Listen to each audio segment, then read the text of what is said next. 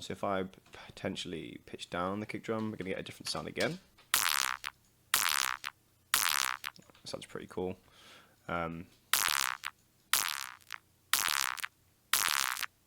Yeah, and as I said, the EQ shape running into these trash distortion settings are really, really crucial in changing the sound. So with this layout, you've got full control over the spectrum that's running into it. So yeah, it's really useful to kind of play around with that and see what you can get. So often changing the amount of low end going into a sound can do a lot. Sometimes removing the mid range will drastically change it. So I prefer it with it in. So let's make a bounce of that. Just 2.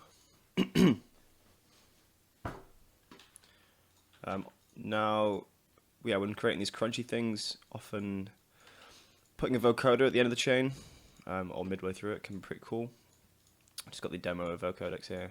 Take off the minimum time. It allows for quicker attack and release settings.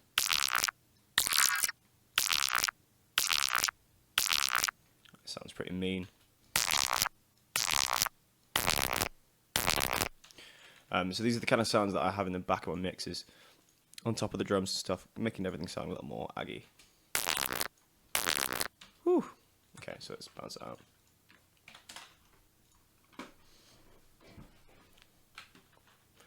Okay, so that's like one use of trash. There are so many that I use this plugin on pretty much every type of sound, I imagine. If we bring a little break in, we can do some creative stuff with that. So let's find a break. This should do. Make the tempo 172, and let's loop these guys. Okay, so at the moment we've got quite a cool break, but we want to have a consistent low end here to use alongside it, so that each part of it can be kind of crunched up a little bit. So I'm going to throw in a sine wave, and like play about with the pitch. So I'll have a little pitch down on the start of the sound. So go into envelope here. We can have a listen to that.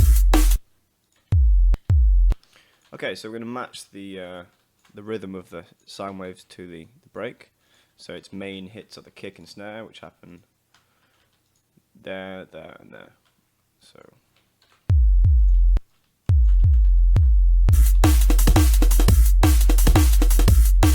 okay, so like last time, I'm going to group them together and put trash on it. So got the break in blue and the sine in yellow. Okay, so that's our low end and that's our tops, basically. Okay, so let's put a trash through them. Let's get up the same chain as last time. So EQ trash, EQ trash. And obviously it doesn't have to be just 2, you can do it as many times as you want, really. Okay, so let's have a listen. Get our distropia up again. And again, we're going to send them to that, well, create another group so that we can low cut it at the end of it and still leave all our plugin options open. I think it's a Cubase only limitation, that. So if you're able to, I think you can just whack on as many plugins as you want.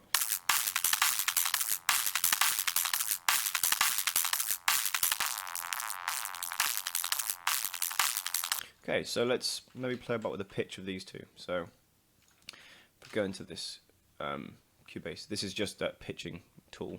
So I'm going to bring it down by 5 semitones, and the kind of ribness is going to go lower in pitch and slower for these two sections here.